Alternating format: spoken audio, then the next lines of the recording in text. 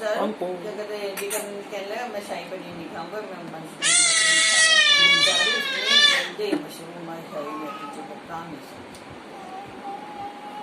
इतनी मिर्चें और इतने गंदे थे पूरी प्लेट खराब हो गई 400 रुपये लग गए बिना मतलब के।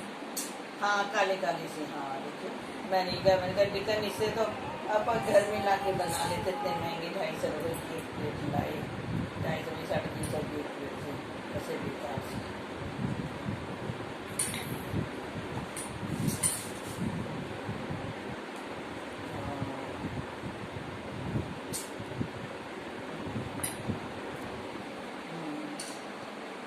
हाँ आज तो करेंगे वही चीज़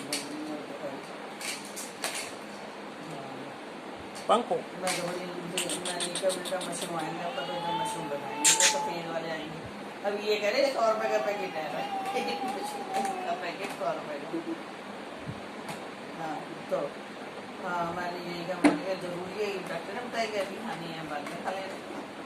भाई सब्जियाँ कितनी महंगी है गोभी 80 रुपये 50 रुपये